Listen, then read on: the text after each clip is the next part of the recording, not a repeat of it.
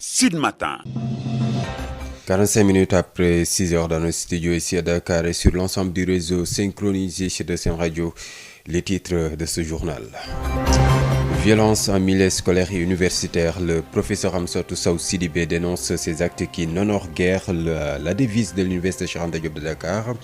Le professeur de droit marraine de la 7e promotion LMD FSJP, la faculté des sciences juridiques et politiques, regrette et se dit attristé par l'exclusion récente d'étudiants accusés d'avoir commis des actes de violence à l'UCAD.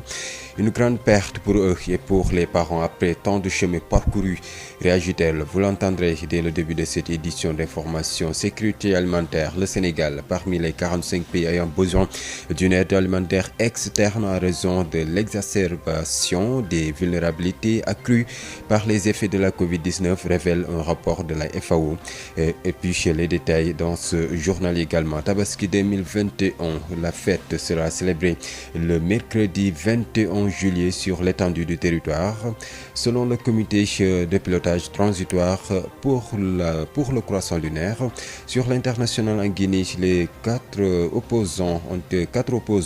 guinéens ont été condamnés hier à des peines de prison allant de 3 à 5 ans pour incitation à la haine, injure au chef de l'État et détention illégale d'armes. Voilà pour le sommaire, les détails c'est après ceci. Babacar Samb. Sécurité alimentaire, le Sénégal figure parmi les 45 pays ayant besoin d'une aide alimentaire externe en raison de l'exacerbation des vulnérabilités accrues par les effets de la crise sanitaire liée à la pandémie de Covid-19, révèle un rapport de la FAO. L'Organisation des Nations Unies pour l'alimentation et l'agriculture souligne que les effets de la Covid-19, principalement en termes de revenus, ont exacerbé les vulnérabilités et accru les niveaux d'insécurité alimentaire. L'étude consacrée aux perspectives de récolte et à la situation alimentaire révèle qu'au niveau mondial, 45 pays dont 34 d'Afrique, 9 pays d'Asie et 2 pays d'Amérique latine et des Caraïbes ont besoin de cette aide alimentaire externe. Tabaski 2021, célébré le mercredi 21 juillet de cette année 2021 sur l'étendue du territoire national. Le comité de pilotage transitoire pour le croissant lunaire s'est réuni ce samedi 10 juillet dans les locaux de la télévision nationale pour scruter le croissant lunaire. Selon le coordonnateur Imam El Hajjou Martien, de la Commission nationale de concertation sur le croissant lunaire que nous écoutons. Le comité de pilotage transitoire pour le croissant lunaire s'est réuni ce jour, samedi 10 juillet 2021, dans les locaux de la RTS pour scruter le croissant lunaire. Après avoir recueilli toutes les informations venant de nos représentants des différentes régions et localités, notamment dans les foyers religieux, et après une large concertation en notre sein, le comité déclare que le croissant lunaire n'a pas été aperçu sur l'ensemble du territoire national. Par conséquent, le lundi sera le premier jour de Jul Hidja, au mois de la Tabaski. La Tabaski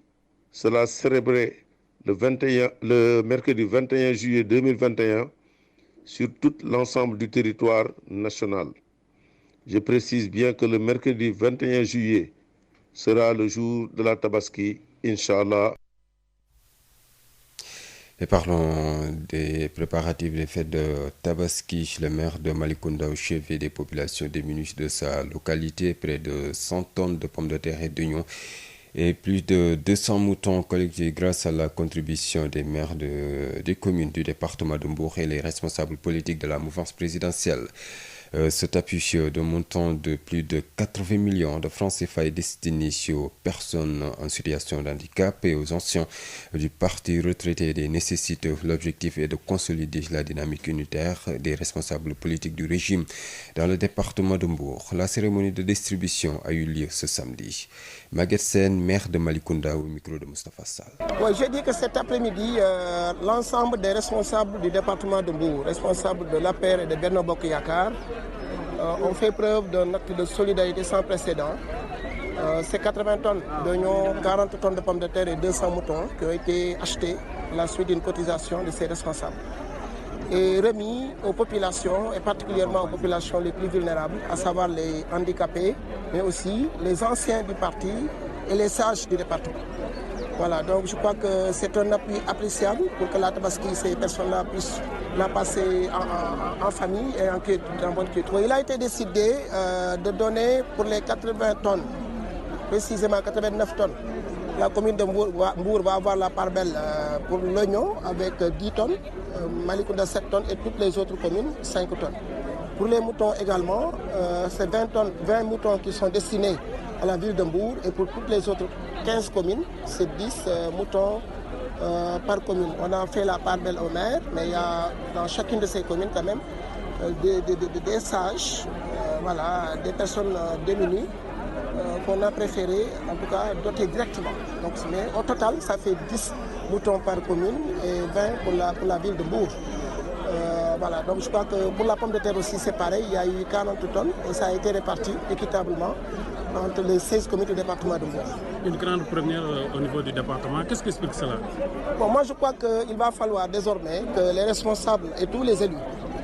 puissent servir de relais. Je crois que le président a tout fait pour nous. Il nous revient maintenant, nous, dans un élan de solidarité et de générosité,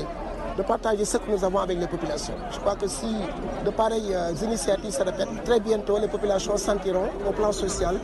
que leurs responsables sont à leur côté et je crois que ça nous fera faciliter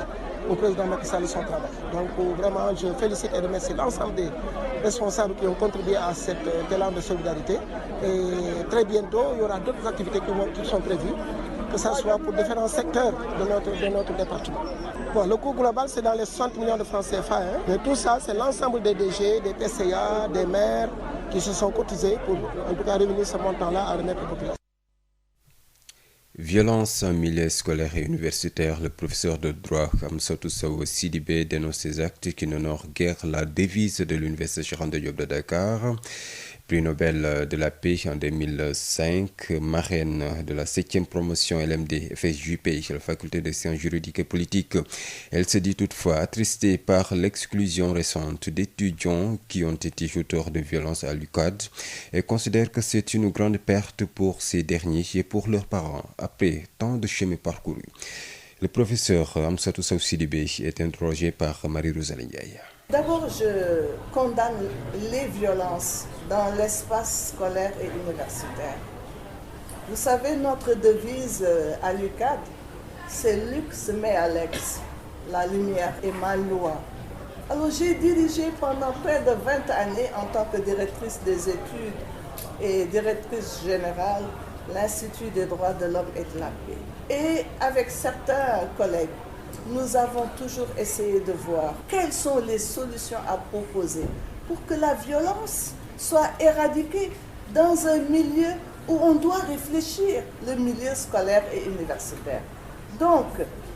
ils ont été sanctionnés, ils ont eu un mauvais comportement, mais en tant que maman, mère,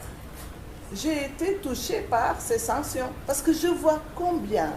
les parents d'élèves se fatiguent pour que leurs enfants réussissent. Alors, une fois au bout du tunnel, par exemple, avec des étudiants de Master 2, ces parents, lorsqu'ils voient leurs enfants exclus de l'espace universitaire, eh bien, c'est dur. C'est dur et je suis à la place de ces parents-là dont les enfants ont été exclus. C'est douloureux, c'est la douleur. Et c'est la douleur même vis-à-vis des étudiants eux-mêmes qui ont accompli des efforts surhumains pour arriver à certains niveaux. C'est pas facile l'université. La militante de la paix, professeur Amsatou Sow Sidibé, choisie comme marraine de la 7e promotion sortante LMD de la faculté des sciences juridiques et politiques. La cérémonie de remise de diplôme a eu lieu hier. Parmi les parrains qui sont tous des anciens de la faculté, Maître Babacar Ngom, DG de la Société nationale de recouvrement. Ils ont tous été constants dans leur discours en évitant les récipiendaires à la culture de l'excellence et à la promotion des bonnes valeurs. Au nombre de 150, ces jeunes diplômés n'ont à présent qu'un seul défi, affronter le monde de l'emploi. La cérémonie a eu lieu au Grand Théâtre en présence de Marie-Rosalie Ndiaye. Ils sont au total 150 étudiants à avoir reçu leur parchemin, tous de la 7e promotion LMD de la faculté des sciences juridiques de l'UCAD qui porte le nom du professeur Amsatou Sow Sidibé, marraine de la promotion, qui exprime ici son sentiment de fierté. Je trouve que c'est un geste généreux, mais c'est un geste qui vient à son heure parce que le professeur Amsatou Sow Sidibé a enseigné pendant 41 ans. C'est entre 80 000 et 100 000 personnes que j'ai dû former depuis 1980. Donc je les remercie. Je leur suis très reconnaissante et je prie Dieu qu'il les accompagne. Pour le directeur général de la Société nationale de recouvrement, Maître Babacar Ngom, l'un des parrains de ces promotions sortantes, le discours est le même, avoir la culture de l'excellence en s'inspirant des anciens. Je demande aux jeunes de s'approprier les conseils qui leur ont été donnés par les professeurs aujourd'hui. Le professeur Wahab a fait un grand discours sur leur avenir. Le professeur Amsatou Sidibé lui a emboîté le pas. Le professeur Pape Dembassi aussi a fait la même chose, en leur demandant d'être des modèles dans l'excellence, parce que l'excellence c'est important, mais d'être des modèles aussi dans la vie tout court, dans le comportement. On aura des juges, on aura des avocats, on aura peut-être des ministres, même au président de la République, parce que le président de la République vient de l'université Cheikh Anta Diop de Dakar. Ça c'est un signal, c'est un modèle qu'il faut copier. Pour les récipiendaires, le défi à présent reste la recherche d'emploi. Mamadou Sané a reçu son parchemin. Vous avez entendu le plaidoyer du professeur Wahab Ndiaye sur les opportunités qui existent dans le milieu des métiers juridiques. Mais si on exploite suffisamment le milieu des métiers du droit, on obtiendra gain de cause. Il n'y aura aucun chômeur dans ce pays, dans le milieu juridique. La cérémonie officielle de remise de diplôme de cette 7e promotion LMD de la faculté de droit a été placée sous le thème de l'initiative post-universitaire des juristes face aux enjeux endogènes du Sénégal. Marie-Rosaline Ndiaye, Amsatou Sow Sidibé également, femme politique. Et nous parlons politique dans cette édition d'information. Une grande rencontre de l'opposition va se tenir ce dimanche, donc à partir de 15h30, c'est-à-dire dans l'après-midi, autour du nouveau projet de code électoral et des questions discutées au dialogue politique. Cette importante rencontre regroupera les députés de l'opposition, les leaders du FRN, du M2D, du Congrès Jotno, les parlementaires et experts de l'opposition vont animer la rencontre. Les députés qui sont convoqués justement à séance plénière lundi à partir de 10h pour l'examen du projet de loi portant modification du code électoral après l'adoption du texte en Conseil des ministres et en commission à l'Assemblée nationale. Sans transition, sur l'international en Guinée, 4 opposants ont été condamnés ce samedi par la justice à des peines allant de 3 à 5 ans d'emprisonnement ferme et au paiement d'amende. Ces adversaires politiques du président Alpha Condé sous mandat de dépôt depuis plus de 9 mois étaient poursuivis pour incitation à la haine, injure au chef de l'État et détention illégale d'armes. Le principal opposant, Cellou Dalein Diallo, parle de verdict de la honte et accuse la justice d'être sous ordre du président de la République, Alpha Condé. Voilà, c'était l'essentiel de l'actualité. Dans une poignée de secondes, vous aurez Abdoulaye Diop pour le journal Wolof. D'ici là, portez-vous bien. mbokk yi jërë ngeen jëf ci ànd beeg Sud FM juróom-ñaari waxtu xibaar yi ñu daal di koy doore ak li ci gën a fës. bokk na ci violence gi ñu daal di nemmeeku rek ci daara yu kawe yi professeur Amsatou Sow Sidibé di ko ñaawlu moom mu jàpp ni rek loolee rek joxul gëdd université boobee professeur de droit bi moom lañ dayale woon juróom-ñaareelu promotion LMD bu faculté science juridique ak politique des na ko dégg ci biir xibaar yi. wàllum kaaraange ci dund gi nag Sénégal bokk ci ñeent fukk ak juróomi réew yi nga xamante ni soxla nañu ndimbal bu bàyyeekoo ca bitim réew ndax jafe-jafe yi nga xamante ni lu ñeel crise coronavirus bi daan koy jël suñu sukkandikoo ci rapport bu FAO daal di siiwal. bésu tabaski ñu ngi ko jàpp ñaar fukki fan ak benn ci weeru sulet bi ñu dëdmal di alarba bi ñu dëdmal comité pilotage transition jëm ci ceytu weer bi ñoom ñoo daal di koy xamle des na leen di ko dégg ci biir xibaar yi ca Guinée ñeenti opposant la ñu daal di daan seeni tëddu kaso nag mi ngi ci 3 ba ci juróomi at ndax incitation à la haine jëm ko rek ci ay saaga jëme ko ci njiitu réew ma ak yor arme bu jaarul yoon ci tàggat yaram Ligue 1 bu football Teungueth moo jël raw gàddu gi loolee tamit des na ko yaatal ci biir xibaar yi léegi-léegi ñu dikk ak yéen ci faram-fàcce gi. Abdoulaye Diop. ci kàddu gi Assane Thioune ci xarale gi ñu leen di wax asalaamaaleykum wa rahmatullah di dalal jàmm ci xibaar yi ñu doore kook wàllum kaaraange ci dundu Sénégal nag bokk ci ñeent fukk ak réew yi nga xamante ni dañoo soxla ndimbal ci dund bu bàyyi ko bitim réew ndax rek jafe-jafe yi nga xamante ni coronavirus bi nag daa ñëw gën ko daal di dàbbali loolee nag la rapport bu FAO daal di xamle kuréel gi nga xamante ni moo nekk ci mbootaayu xeet yi jëm ci wàllum dund ak mbay mi rek jàpp ni rek ni li nga xamante ni moo di gàllankoor yi coronavirus bi daal di indi jëm rek ci li ñuy indi da ko néewal bu baax loolee nag moo yokk bu baax ñàkkum kaaraange ci wàllum dund ci àdduna wërngal këpp ba tax na nag ñu ne loolee nag mi ngi gën a rek métti la lépp lu jëm ci ëllëguk bay ak jafe-jafe ci wàllum dund loolee nag la ñu daal di xamle ci àdduna wërngal këpp ñeent fukk ak réew bokk na ci fanweer ak ñeent yi fii ci Afrique la ñu nekk juróom-ñeent yi ña nga ca Asie ñaari pays yi nag ñaari réew yi ci des ña nga ca Amérique latine di Amérique du Sud ak lii di Caraïbes ñoom daal dinañuy soxla kon ndimbal ci wàllum dund bu féetee fële ca bitim réew doon naa leen ko junj ci bopp xibaar yi tabaski ren gi ñi ngi ko jàpp kon ñaar fukki fan ak benn ci weeru sulet yemook àllarba bi ñu daal di dëdmal ci biir réew mi yëpp comité pilotage bi rek caytu weer gi di comité pilotage croissant lunaire ñoom daal dinañuy dajee ni ki démb ci dibeer gi fukki fan ci weeru sulet foofee ca RTS ngir ak séntu weer googee ginnaaw ba ñu ko defee nag ñu ne weer boobu feeñul fenn ngir aleeral dañ ci teewlu coordonnateur bi di imam El Hadj Omar Diène moom mi nga xamante ni moo rek jiite commission nationale croissant lunaire di kuréel gi ñu fi teg ñu teewlu ko. mbokku julliti mbokku ilimaan yi ñu ngi leen di xibaar ne weeru tabaski bi doon nañ ko seet feeñul ci Sénégal yëpp ñu ngi leen di yëgal ne nag comme weer bi feeñul te noonu la ñu koy yëgal jullit yëpp ne àllarba 21 juillet mooy nekk bésu tabaski gi ñu koy yëgal mbokk yi di leen ko xamal xibaar bi mu ngi jógee ci commission nationale de concertation sur le croissant lunaire. mi nga wax kon di imam El Hadj Omar Diène doon yëkkati kàddu jëm rek ci waajal korite tabaski gi ñu jàpp kon ñaar fukki fan ak benn ci weeru sulet bi ñu dënmal ci wàcca yooyee sax jëm ci tabaski gi maire bu Malicounda dem na dimbali askan bi nga xamante ni seen loxo jotul seen ginnaaw ci goxaatam boobu lu ëpp nag téeméeri tonne pomme de terre ak soble ak lu ëpp ñaari téeméeri gàtt la ñu daal di rek dajale ngir rek boole ci nag ci contribution maire yu commune bu département bu Mbour ak responsable politique yi fare ci nguur gi boobu lépp ndimbal nag toll na ci juróom-ñetti fukki millions suñu ay koppar ñu jagleel ko ñi nga xamante ni dañoo amee laago waaye tamit ñi nga xamante ni dañoo daal di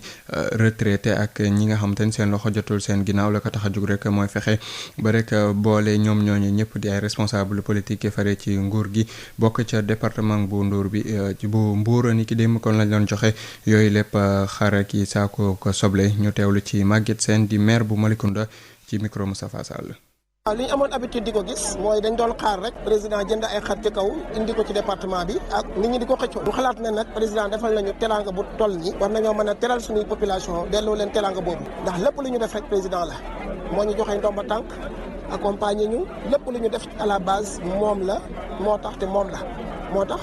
tabaski bii ñu ne waxtaan ci suñu biir ñun responsable département bu dajalaatoo suñuy xaalis PDG yi DG yi président conseil d'administration yi maire yi képp kuy élu député yi ñu dajalaatoo li ñu am jënd ci pomme de terre lu toll ci 40 tonnes soble lu toll ci 80 tonnes waaye ñu jënd ñaar téeméeri xar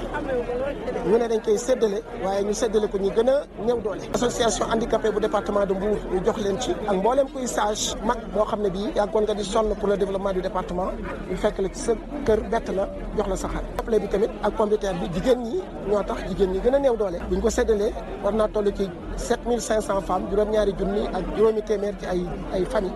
yoo xam ne daañu jot soble ak pomme de terre donc muy loo xam ne li daal dañ koy def rek pour relayer le président ci politique sociale bi nga xam ne mi ngi koy def au niveau national te ci jaajëfal mboolem responsable yi nga xam ne participé nañ ci muy jëf ju rafet boo xam ne ji wax dëgg yàlla ñu sañoon département yëpp wala responsable yëpp def ko ci seen département dina tax liggéey bi gën a yomb pour président waaye dina tax population bi gën a yëg foofu dina toll ci 60 millions de francs CFA boo xam ne bii ñun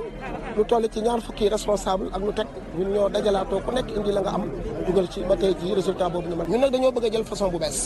bees bi mooy li ñuy yore ñu delloowaat ko population barke démb def nañ benn campagne médicale boo xam ne bii 16 communes yëpp lañ ci dugal lii dafa nekkaat deuxième acte président Saliou Samb au niveau de Mbour am na lu muy préparé au niveau des transporteurs am na lu ñuy préparé dañoo bëgg secteur économique yëpp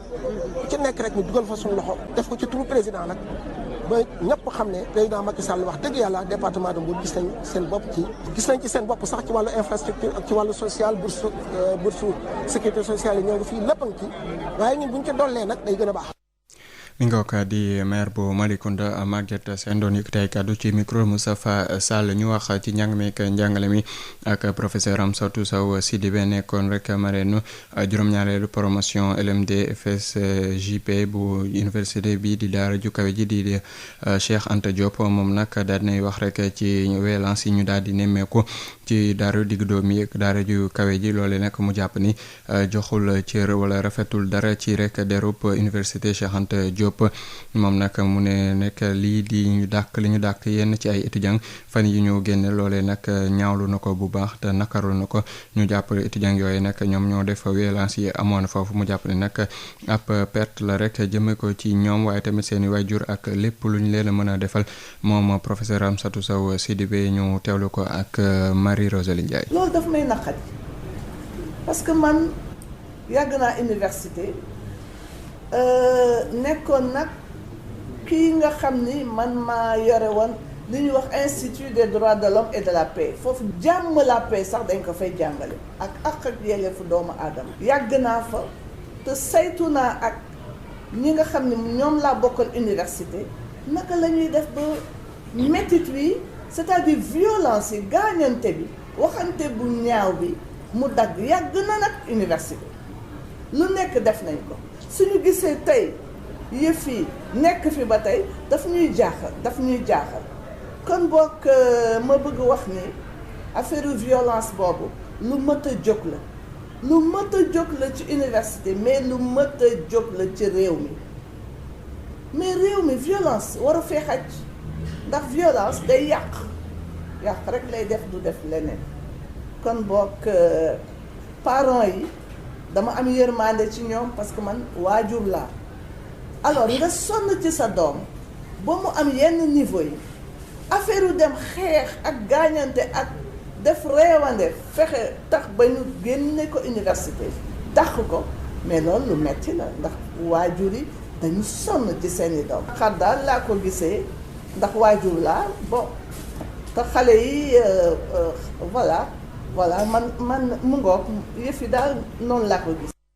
mi ngi ko di professeur Amsatou Sow Sidibé kàddum yooyu mi ngi ko yëkkati woon ginnaaw ba ñu doon jox seen i lijaasa juróom-ñaareelu promotion du LMD bu faculté sciences juridiques ak politique bu UCAD ñoom ñoo ñee jot seen diplôme nag daal di tànn ba ndayale ko professeur Amsatou Sow Sidibé nga xamante ni moom nag moom la ñu jox promotion boobee bokk na ci ñeen ko bàyyile woon nag ñi nga xamante ni ñoom ñoo bokkoon ci boobu lépp faculté di maître Babacar Ngom jiite jamono ji société nationale recouvrement ñoom nag ñoom ñëpp lañu rek ci seen kàddu woon nañ ñi nga xamante ne ñoo amee lijaasa bu bees ñu daal di farlu bu baax def lépp lu jëm ci waleer yi baax ñu daal di koy siiwal toll nañ ci téeméer ak juróom fukki ndaw yi nga xamante ni jot nañ seen lijaasa cérémonie bi mi ngi amoon ca Grand Théâtre Doudou Ndiaye Coumba Rose ci teewaayu Marie Rosalie Ndiaye. ñu ngi toll ci téeméer ak juróom fukki étudiants yoo xam ne jox nañ leen seen diplôme ñoom ñëpp bokk ci juróom-ñaareelu promotion LMD bu faculté des sciences juridiques bu université Cheikh Anta Diop. ñu tuddee seen boobile promotion professeur Amsatou Sow Sidibé nekk it seen marraine muy fësal file mbégte gi mu am. lu rëy la ci man dama ci nag remercier bu baax xale yi mais je crois que li tax ñu def ko dañu yaakaar ni suñ ma ko tuddee dina am lu ñu mën a xool ci man ba xëy na am yokkute. parce que li ñuy wax modèle référence dafa am ndax ñun bay nañu suñu waar te mën nañu wax ni fa ñu jaar ku fa jaar da ngay takk ban donc xale yi xëy na yooyu la ñu gis bëgg góorgóorlu ñooni tamit pour arriver à certains niveaux yëf yi nag jàng la yëf yi góorgóorlu la yëf yi bëgg lu baax la te yëf yi am li ñuy wax bonne conduite la maanaam am attitude yu baax. kenn ci parrain yi di directeur général bu société nationale de recouvrement maître Babacar Ngom moom it kàddu yu ni mel la yëkki di leen ñaax ñu sàmm seen doxalin roy ci ñi leen jiitu ngir ëllëg mën a doon ñoom it ay royukaay. boo bëggee nekk leader suba nag parce que am nga diplôme war nga jiite réew mi war nga jiite ay yëf am na comportement boo war a am moo tax aussi on tenait à ce que ñu délivrer benn message wax leen lu ñu war a mel comportement bi ñu war a adopté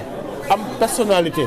am humilité am rigueur am persévérance mais aussi am comportement boo xam ne day nekk comportement exemplaire boo xam ne taxaw nga fa rek ñu respecté la parce que seen professeur loolu lañ lañ wax. étudiants yi nga xam ne jot nañ seen diplôme nag ci jamono ji seen mbëbët mooy fexe ba am xëy Mamadou Sané kenn ci ñoom. défi bi c'est affronter le monde de l'emploi mooy dugg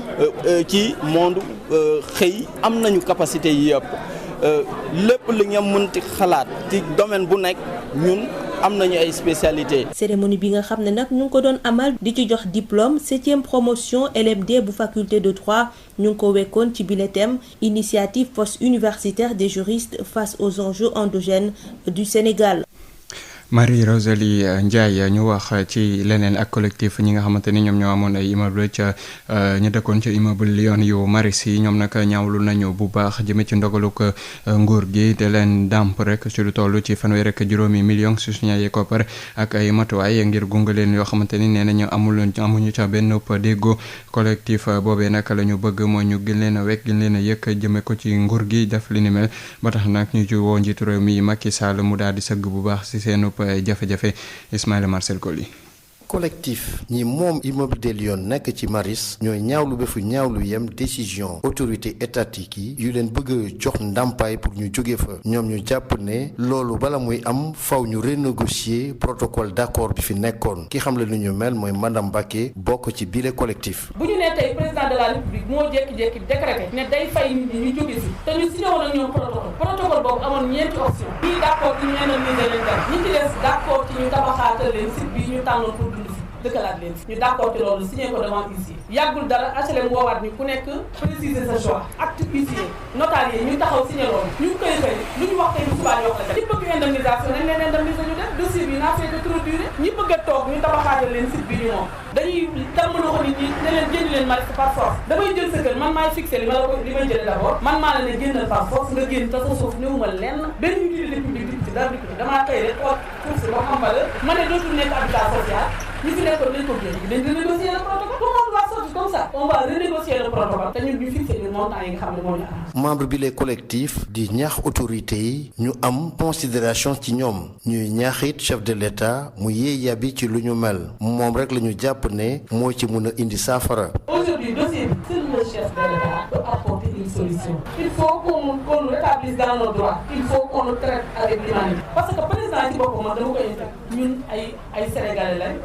ay jaboot lañ ay père de famille li nga xam ne mooy suñu droit nañ ñu ci état bi dossier bi nañ ko traité ak humanité bu ñu gisee teg suuf seen bët bëgg ko ba pare bëgg a jël ñi ko moom ñu sànni leen ci àll loolu rafetul te tôt ou tard dañ fiy jóge tooloo des. bile collectif samedi bi la amaloon benn point de presse pour xamal askan wi jafe-jafe yu membre mi di jànkonteel te kenn tegu leen ko ku dul gouvernement mim réew.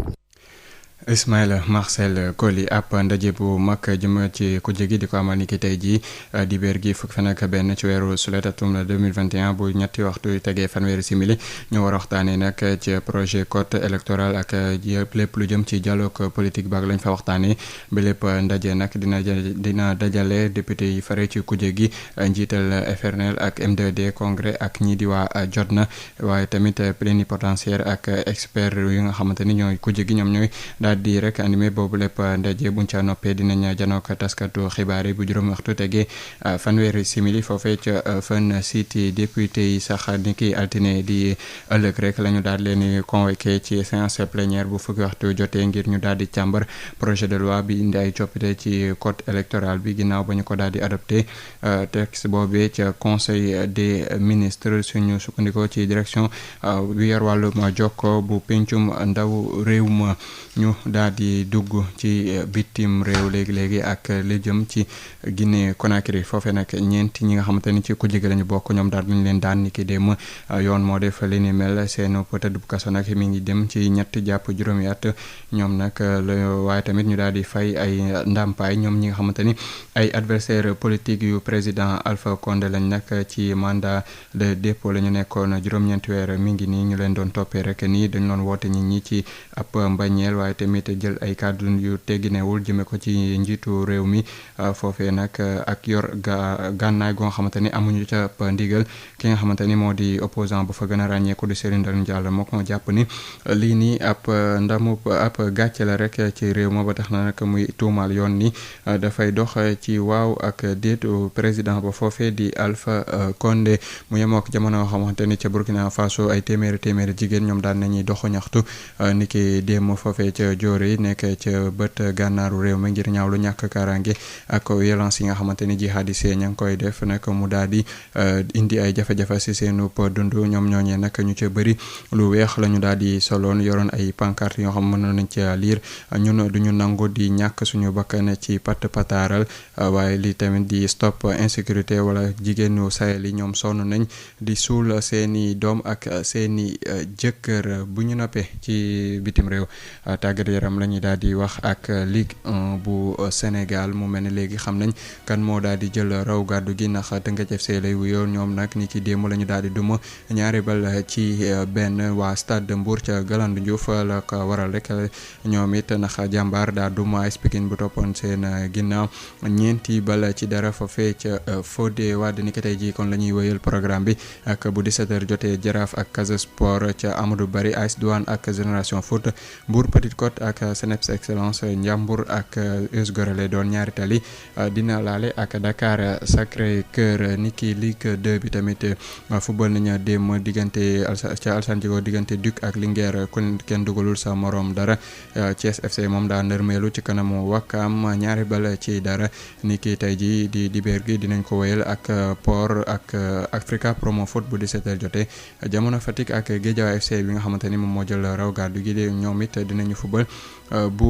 17h jotee foofee ca Massène Sène altine kon lañu koy wéyal ak Renaissance Amitié Kër Madior Fatick ak Sonacos Demba Diop FC ca bitim réew ak Copa America bi Lionel Messi daal dinay kon daal di jël ndamam bu njëkk ci réewam boobu di Argentine si Copa America bi ginnaaw rek ba ñu dóore niki démb ci final 1 bal ci dara but bi nag ko dogal di Ángel Di María ba ñu fubalee 22 simili doon kon nag ñu jàpp ne Argentine ak bu Lionel Messi ñoom ñoo jël Copa America ba foofee ca Amérique du Sud ci Europe moom ni ki tey jii kon la ñuy xam kan moo war a jël Europe bi ginnaaw ba ñuy fubal final bi bu 19h jotee dina dox ci diggante waa Italie ak waa Angleterre final boobee sax ca Londres ca Wembley lay amee kon bu juróom-ñaari waxtu jotee ci ngoon ginnaaw ba 7h tegee 20 simili ñu fekk yéen ci xibaar yi jaajëfal bu baax seen cuun bi nekkoon ci xarala gi Abdoulaye Diop moo nekkoon ci kàddu gi bu si kanamee tuuti Babacar Samb dina fi dikk yaatal xibaar yi ci kalamay nasaraan ma leen jox dig daje bu juróom-ñetti waxtu jotee ci yeneen jotaay xibaar jërë ngeen jëf.